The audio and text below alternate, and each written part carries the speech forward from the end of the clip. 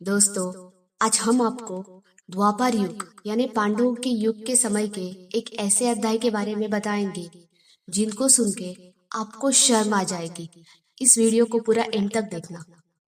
क्या आप सोच भी सकते हैं कि द्वापर युग में श्री कृष्ण ने पांडवों को 5 ऐसे सत्य के बारे में बताया था जो आज के समय हूबहू वैसे ही है। महाभारत में युद्ध जीतने के बाद पांडवों को एक दिन कलयुग के बारे में जानने की जिज्ञासा हुई। वो ये जानना चाहते थे कि कलयुग में मनुष्य कैसा होगा और कैसा आचरण करेगा। बिना कुछ सोचे समझे पांडवों ने श्री कृष्ण से पूछ लिया। तब श्री कृष्ण ने 5 पांडवों को वन में अलग अलग जाने के लिए कहा। सबसे पहले युधिष्ठिर ने जंगल में 2 सूंड वाले हाथी को देखा। यह देखकर वह आश्चर्यचकित रह गया। जंगल से लौटने के पश्चात उन्होंने श्री कृष्ण जी से इसके बारे में बताया। तो श्री कृष्ण ने इसका मतलब समझाया कि कलयुग में ऐसे लोग राज करेंगे जो बोलेंगे कुछ और करेंगे कुछ और। ऐसे व्यक्ति ही दोनों तरफ से प्रजा का शोषण करेंगे। श्री कृष्ण का कथन आज के नेताओं को दर्शाता है। अर्जुन को वन में एक पक्षी दिखा जिसके पंखों पर वेदों की लिखावट थी, लेकिन वो मनुष्य का मांस खा रहा था। यह देखकर अर्जुन हैरान रह गए और श्री कृष्ण से इसका मतलब पूछा। तो श्री कृष्ण ने कहा कि हे पार्थ, कलयुग में ऐसे लोग होंगे जो ज्ञानी कहलाएंगे, यानी कि बहुत पढ़े लिखे हैं, उनको सभी चीजों का ज्ञान भी होगा, लेकिन उनके मन में हमेशा दूसरों की संपत्ति हड़पने का विचार चलता रहेगा। ऐसे ज्ञानी व्यक्तियों के मन में हमेशा यह विचार चलता रहेगा कि कैसे किसी की मृत्यु हो और हम उसकी संपत्ति हड़प लें। किसी भी मनुष्य का कितना भी बड़ा औदा क्यों न हो, उसके मन में हमेशा दूसरों की संपत्ति देखकर जलन और द्वेष की भावना रहेगी और मन में यह विचार हमेशा रहेगा कि हम इसकी संपत्ति हड़प लें। ऐसा क्या करूं कि ये सब संपत्ति मेरी हो जाए। कलयुग में ऐसे लोग बहुत कम होंगे जो वास्तविक में संत रहेंगे। भीम ने एक गाय को देखा जो जंगल में बैठी थी, अपने बच्चे को चाट रही थी, और वो गाय अपने बच्चे को इतना चाट रही थी कि उसके कारण बछड़े का खून निकल आया। जब भीम ने कृष्ण को यह बात बताई, तब कृष्ण ने कहा, कलयुग में लोग अपने संतानों के लिए इतने आसक्त हो जाएंगे कि उनकी संतान का विकास ही रुक जाएगा। यदि किसी की संतान अध्यात्म के मार्ग पर चलकर साधु संत बनेगी तो बाकी लोग तो उनका आशीर्वाद लेंगे, लेकिन उनके ही माता पिता अपनी साधु बनी संतान को देखकर रोएंगे। माता पिता हमेशा यही सोचेंगे कि उनकी संतान का क्या होगा। श्री कृष्ण ने यह भी बताया कि कलयुगी माता पिता अपनी संतान को परिवार की मोह माया में बांधकर ही रखेंगे।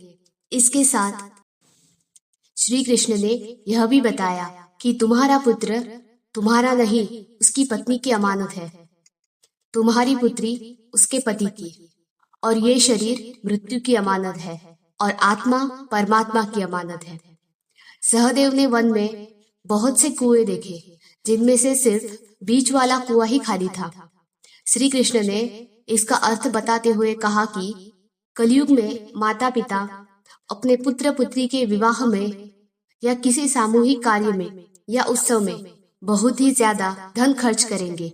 फालतू के कामों में ही बहुत अधिक धन खर्च किया जाएगा, लेकिन किसी के भूखे किसी निर्धन व्यक्ति को मदद के लिए बिल्कुल भी धन खर्च नहीं किया जाएगा।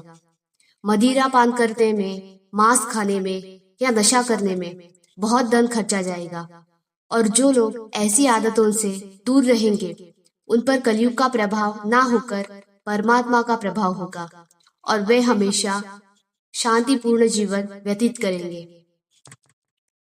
नकुल ने वन में देखा कि एक बहुत बड़ी चट्टान गिरी और रास्ते में आने वाले हर एक पेड़ पौधों को रौंद डाला, लेकिन एक छोटे से पौधे को टकराकर वो चट्टान वहीं रुक गई।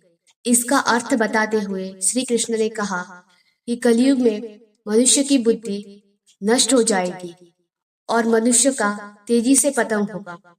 वो पतंग इतना तीव्र होगा कि धन या सत्ता के वृक्ष इसे रोकने में सक्षम नहीं होंगे, लेकिन हरिनाम रूपी एक छोटे से पौधे से यह पतंग रुक जाएगा। या इसका असर कम हो जाएगा। हरि नाम का कीर्तन करने से मनुष्य की बुद्धि प्रबल होगी और मनुष्य को सही गलत का निर्णय लेने में सहायता होगी।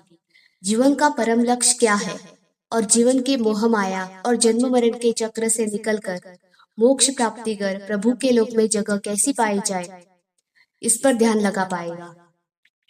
इसलिए हमें हमेशा अपने इष्ट की पूजा करते रहना चाहिए, जिससे हमारे शरीर में हमारे इष्ट के गुण आने लगेंगे।